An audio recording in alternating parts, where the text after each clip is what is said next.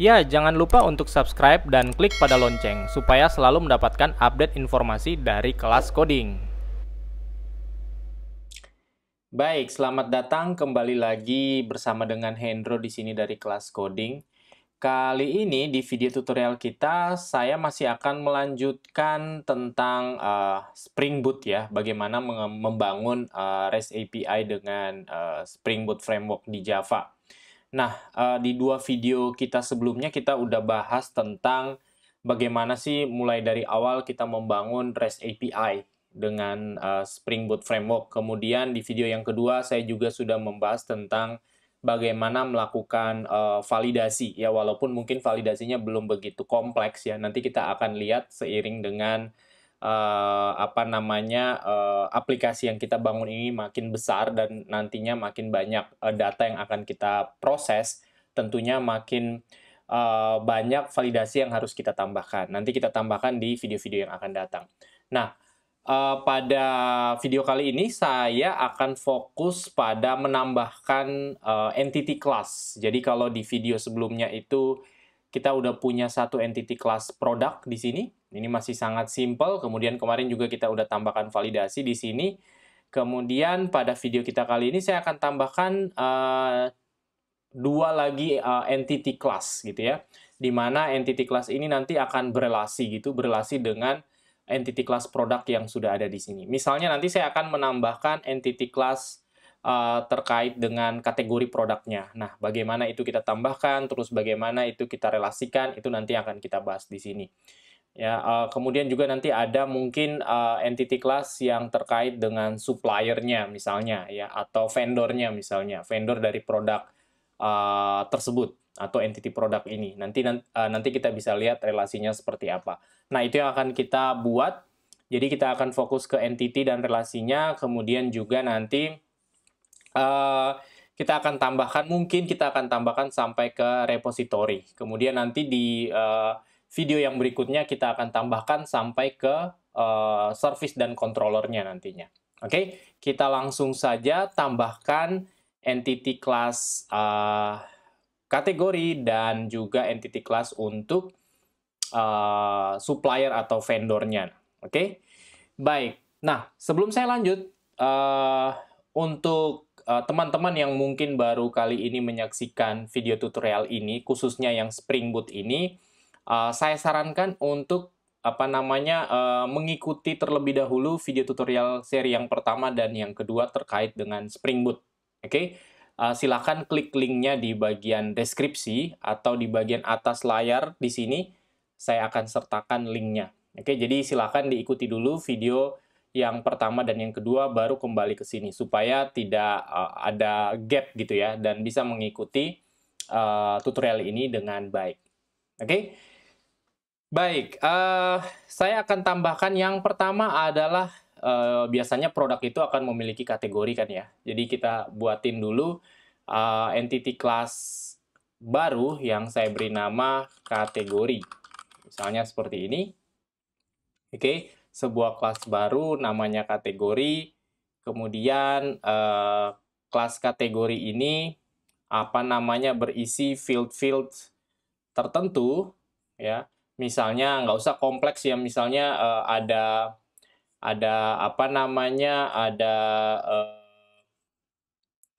misalnya ada kode kategori, mungkin ada apalagi nama kategori atau titelnya, atau mungkin description, atau ya field-field lain sesuai dengan kebutuhan kita. Oke. Nah, di sini akan saya tambahkan misalnya ada ya, yang pertama mungkin ya pasti ada ID-nya mungkin ya. Kemudian saya mau tambahin ada nama kategori mungkin ya, string name. Kemudian apalagi ya, nama dan name aja kali ya, nggak usah ribet-ribet, kita tambahkan name dan nama aja. Kemudian ya seperti biasa, jangan lupa kita tambahkan setter getter di sini. Oke, ini saya oke. That's it. Kemudian ya kita kasih anotasi di sini. Ya, jangan lupa karena ini adalah sebuah entity class, kita tambahkan anotasi entity. Oke. dan juga ada anotasi untuk tabel gitu ya. Ini untuk memberi nama tabelnya, misalnya TBL kategori. Saya beri nama seperti itu. Oke, dan ini jangan lupa kita harus import. Ya, ini apa namanya, tabel dan entity ya. Kita import. Oke. Seperti itu, dan di sini kita kasih anotasi ID supaya dia menjadi primary key, kemudian ya kita buat dia apa namanya, auto increment misalnya. Generation type-nya adalah identity. Oke, ini akan menyebabkan apa namanya, ID-nya itu menjadi auto increment. Jangan lupa juga kita import. That's it. Dan untuk nama, ya ini cuman kita kasih anotasi kolom seperti biasa. Kita tentukan length-nya mungkin. Namanya itu nggak usah panjang-panjang, misalnya 100 aja.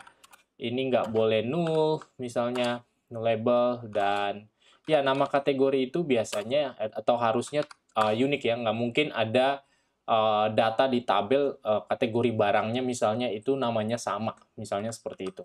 Oke, jadi ada dua field aja nih, nama dan apa namanya, ID ya, ID dan nama. Kemudian ada setter dan getter. Oke. Kemudian bagaimana kita relasikan sekarang dengan produk? Oke, bagaimana kita relasikan dengan produk? Nah, kita bisa bayangkan satu produk itu pasti akan punya satu kategori. Oke, jadi relasinya itu apa namanya, one to many dari sisi kategori, dan many to one dari sisi produk, gitu ya. Jadi bisa saja satu kategori itu banyak produk, ya, dan satu produk pasti cuman punya banyak produk punya satu kategori, maksud saya, maaf, dan satu kategori bisa banyak produk, gitu ya, terdiri dari lebih dari satu produk, maksudnya seperti itu. Nah, relasinya bisa saja saya deklarasikan atau saya definisikan di sisi kategori, ya, atau di sisi produk, tergantung kita pingin deklarasikan di mana. Tetapi nanti ada perbedaan nantinya ya, khususnya dalam hal saat kita meload entity tersebut. Misalnya kalau saya deklarasikan apa namanya, relasinya itu di kelas entity kategori, ya, misalnya di sini berarti dia one to many gitu ya, relasinya jadi one to many, satu kategori bisa banyak produk gitu ya, satu kategori bisa banyak produk. Artinya apa? Artinya kalau saya baca nanti, karena dia waktu saya baca data kategorinya atau entity kategorinya, itu dia akan load semua data produk yang merupakan kategori tersebut. Nah, teman-teman bisa bayangkan kalau misalnya dalam satu kategori itu ada 1000 data misalnya, ya. Ada 1000 data, dia akan load semua 1000 data tadi. Oke, nah tentunya itu kurang efisien. Nah, kita bisa ubah misalnya relasinya ada di sisi produk. Di sisi produk berarti relasinya itu menjadi many to one, ya. Nah, jadi satu produk saat kita load, dia akan load juga kategorinya apa. Dan karena kategorinya cuma satu, ya cuma ada satu data yang dia load, seperti itu.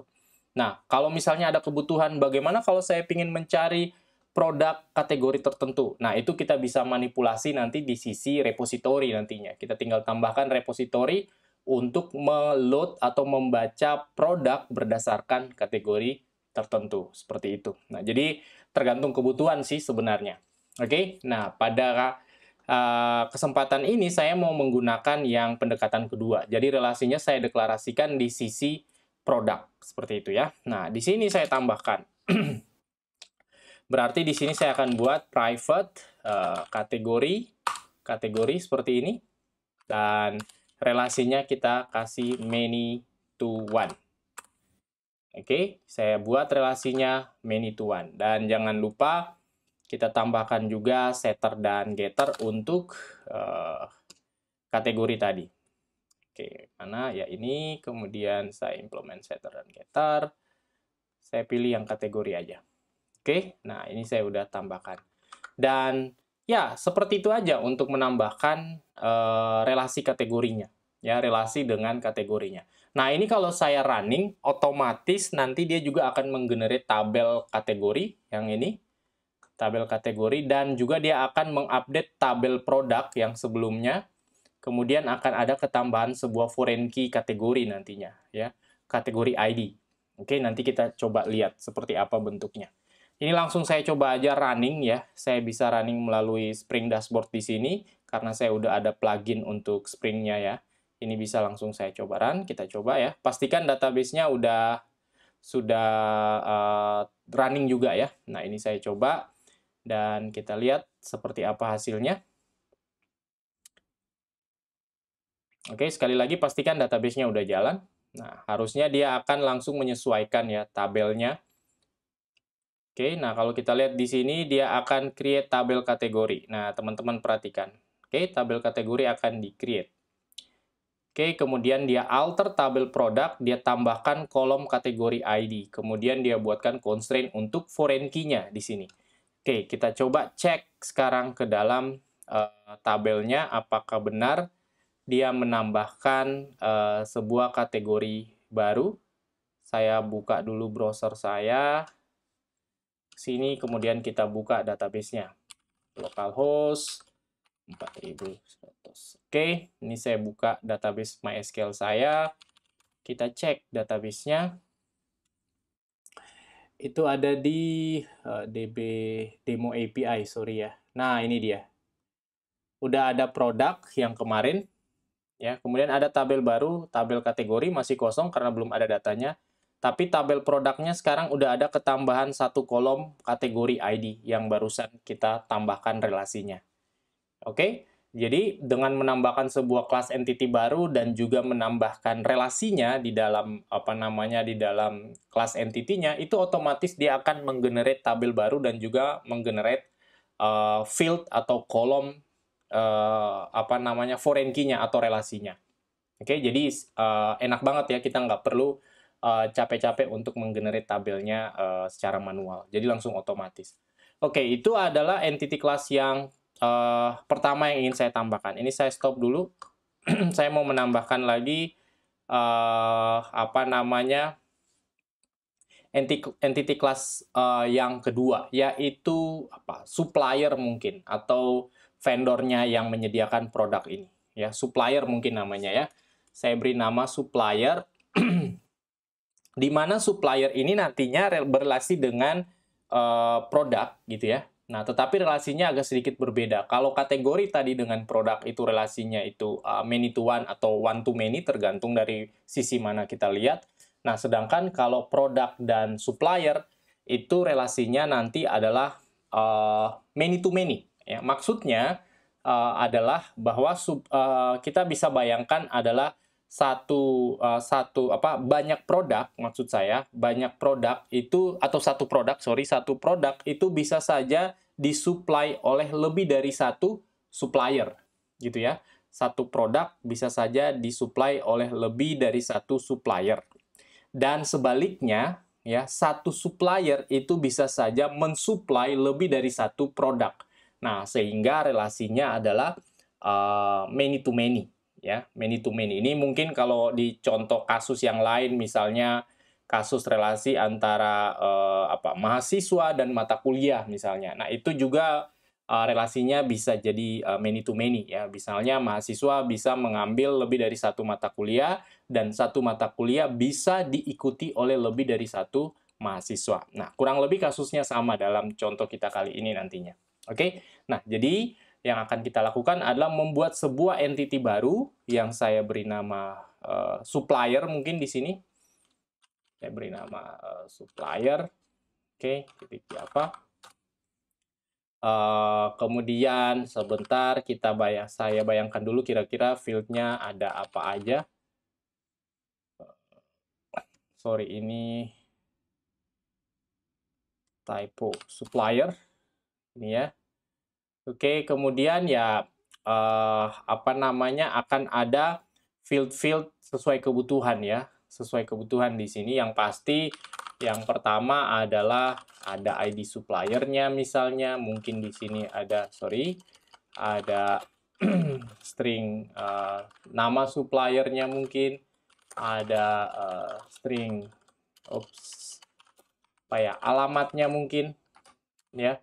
Mungkin juga ada string email mungkin dan seterusnya. Ini kita supaya simpel kita buat seperti ini aja. Ada alamat, ada email, ada ID, dan seterusnya. Kemudian seperti biasanya setiap entity harus kita anotasi dengan entity dan tabel. Ini untuk memastikan tabelnya kita beri nama dengan nama yang sesuai kita inginkan. Misalnya tabel supplier seperti ini. Oke. Kemudian seperti biasa ini kita anotasi sebagai ID dan di sini kita kasih generated value-nya adalah sama kayak yang di kategori tadi ya, generated value-nya strateginya adalah identity ya, generation type-nya identity. Strateginya identity. Oke. Oke, jangan lupa di import. Kemudian ya kolom name ini standar aja anotasinya kolom, length-nya mungkin nama suppliernya mungkin 150, null label false, dia nggak unik ya, jadi biarin aja. Jadi kemungkinan namanya bisa saja nama supplier itu mirip atau bahkan sama gitu ya. Oke, nggak apa-apa. Kemudian alamat mungkin kita kasih 200, null label juga kita kasih false. Kemudian, nah email ini juga kita kasih length mungkin 150, maaf, 100 saja, dan null label juga false, dan ya email tentunya harus unique ya, unique true. Ya karena nggak mungkin ada supplier yang emailnya atau alamat emailnya itu sama, gitu ya. Kemudian ya seperti biasa kita kasih setter dan getter. Oke, ini kemudian saya oke. Oke, jadi sekarang saya punya entity kelas baru namanya supplier. Oke, maaf ini tadi saya kelupaan ya, jangan lupa kita juga implement serializable ya. Ya, ini untuk memastikan bahwa kelas entity kita itu adalah bisa diserialize ya. Kita import aja di sini dan biasanya dia akan minta kita untuk buatkan serial version ID ya, kita tambahkan aja default-defaultnya seperti ini, nggak apa-apa. Di supplier juga saya tambahkan implement serializable, kemudian kita tambahkan serial version ID. Oke. Nah, seperti yang saya jelaskan tadi, produk dan supplier relasinya itu adalah many to many ya, many to many, sehingga apa namanya kita bisa tambahkan di dua sisi ya. Jadi di sisi supplier bisa saja saya tambahkan daftar suppliernya, dan di sisi maksud saya di sisi produk kita tambahkan daftar suppliernya siapa aja, dan di sisi supplier bisa saja kita tambahkan produknya apa saja, gitu ya. Nah, di sini saya tambahkan misalnya ini tadi udah ada kategori, saya tambahkan misalnya di sini private, saya bisa pakai set atau list juga boleh. Saya pakai set aja di sini, set apa namanya supplier. Misalnya suppliers. Oke. Seperti ini, jangan lupa ini untuk di-import. Oke. Dan di sisi supplier, saya juga bisa tambahkan yang sama ya di sini. Saya bisa tambahkan private set produknya. Jadi kita bisa tahu supplier ini produknya apa saja ya. Saya bisa tahu dia ini produknya apa saja. Dan di sini sama, ini saya import juga. Oke. Jangan lupa di save, jangan lupa di save. Kemudian ya setter getter seperti biasa untuk tambahan field yang baru tadi. Oke, ini udah ada ketambahan. Jangan lupa di save juga sama di sisi produk saya tambahkan setter getternya. Oke, that's it. Oke, seperti ini. Nah, kemudian sebenarnya kita kan selain kita udah tambahkan anotasi, kita udah deklarasikan field-nya, jangan lupa kita anotasi ya, baik di sisi kelas entity product dan di sisi kelas entity supplier. Anotasinya apa ya? Many to many. Ya, seperti ini. Di sini juga sama, many to many. Oke, jadi sekali lagi di dua kelas entity ini kita deklarasikan relasinya atau penghubungnya dengan anotasi many to many. Nah, kemudian kita perlu menambahkan konfigurasi tambahan untuk nantinya supaya si JPA itu tahu bagaimana implementasinya di dalam database-nya, gitu ya. Dia tahu nanti misalnya relasinya ini nanti di database itu akan membentuk tabel apa. Karena kita tahu kalau di relational database, many to many itu kan nggak mungkin. Pasti akan ada dibentuk satu tabel perantara gitu. Sehingga tabel produk dan tabel supplier nantinya itu tidak berrelasi secara langsung, tetapi akan ada semacam tabel perantaranya. Nah, itu yang akan kita konfigurasi bagaimana tabel perantara tadi itu dibentuk ya, dibentuk di dalam database MySQL tadi. Oke, nah kita dapat melakukan konfigurasi ini dengan menambahkan anotasi join table, ya. Menambahkan anotasi join table ini, misalnya kita tambahkan di dalam kelas product, ya, di dalam kelas product. Di sana nanti kita bisa tentukan misalnya nama tabelnya nanti apa, atau tabel perantara itu namanya apa, kemudian join kolomnya itu juga namanya apa, itu kita bisa apa namanya konfigurasi di sana. Baik, nah di bagian produk kita tambahkan aja satu anotasi lagi namanya join tabel. Sorry, maksud saya join tabel, bukan join kolom ya. Join tabel. Jadi tabel perantara ya, namanya apa? Kita kasih nama misalnya TBL product supplier gitu ya. Jadi namanya adalah product supplier. Kemudian ini saya enter seperti ini aja biar mudah kita baca. Kemudian join kolomnya. Nah, join kolomnya ini kita kasih anotasi join kolom ya dengan nama adalah misalnya di sini apa ya? Product ID. Oke. Kemudian inverse join kolomnya ya, inverse join kolomnya itu kita kasih nama ini kita kasih nama join kolom name adalah supplier ID.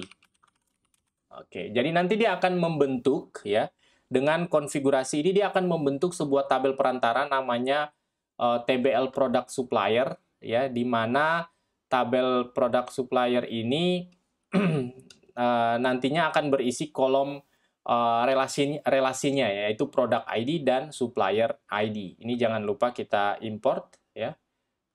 Oke, ini juga jangan lupa kita import. Oops, sorry, join column, bener ya, join column. Oke, ini kenapa? Oh, sebentar, saya cek join column. Bener ya, join column. Kenapa? Kok dia nggak?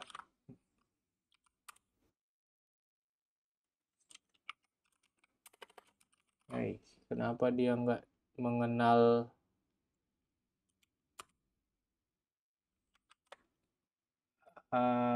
Oke, harusnya sih nggak ada masalah. Kita coba aja dulu ya. Harusnya ini nggak ada masalah, harusnya. Saya cek dulu. Join tabel ini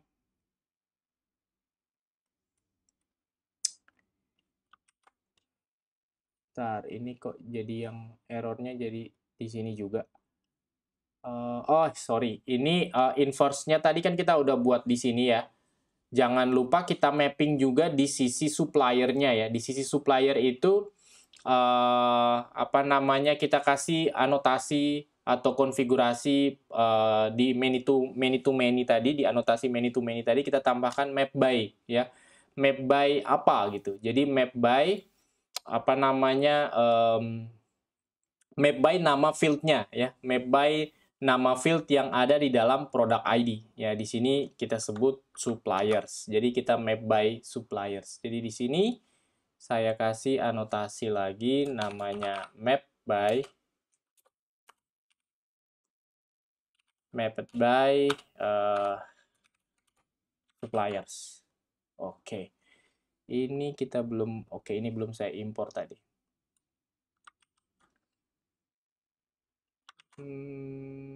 Kenapa perlu diimport? Sebentar.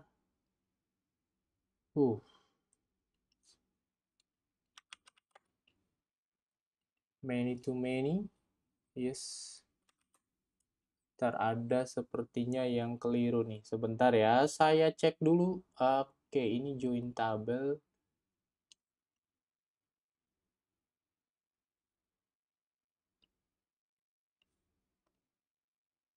Ada apakah ini? Sebentar.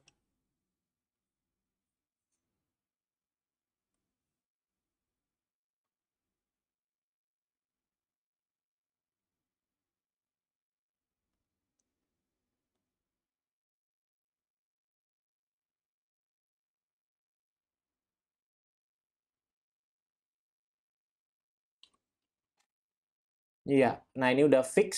Sorry ya, tadi saya sedikit pause videonya karena tadi auto importnya itu nggak jalan. Nah ini saya coba tambahkan manual, ya saya import manual, sekarang udah fix.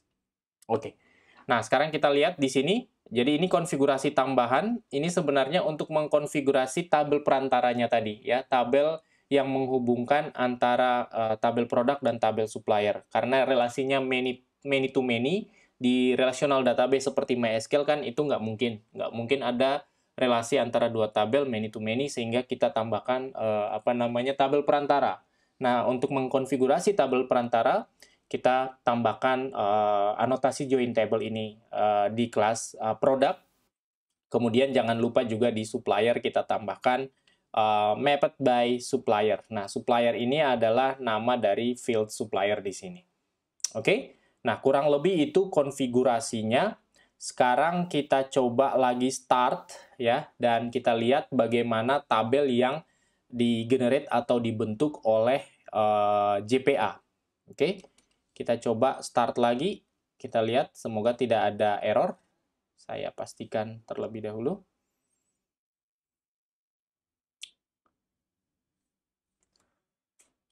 Oke, kita lihat. Oke.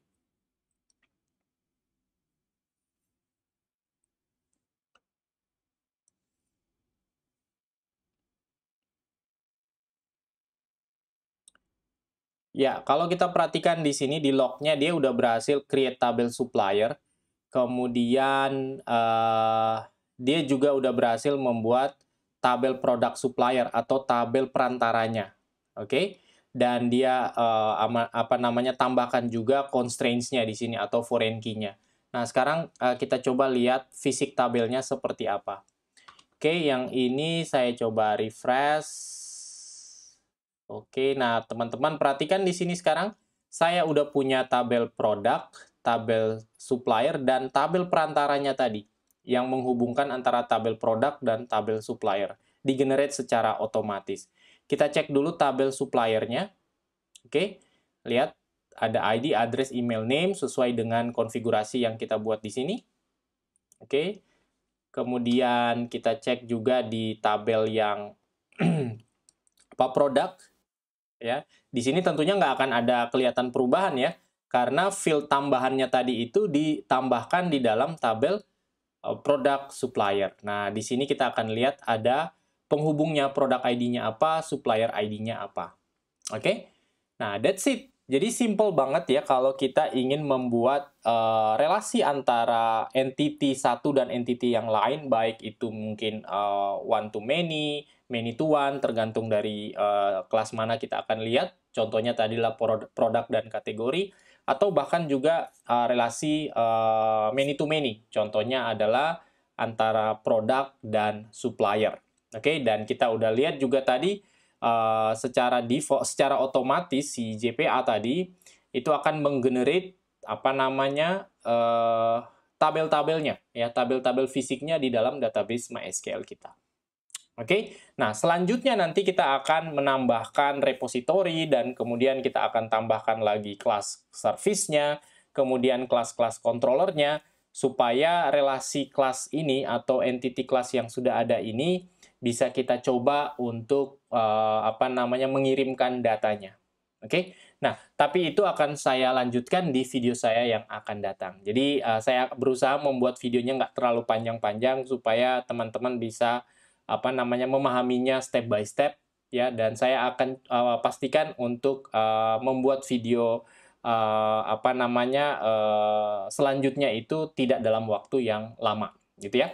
Oke, terima kasih untuk sudah menyaksikan video ini. Kalau video ini bermanfaat buat teman-teman, jangan lupa untuk like atau subscribe dan juga silakan di-share. Mungkin di luar sana ada teman-teman lain yang mungkin sangat membutuhkan informasi atau konten dari video ini.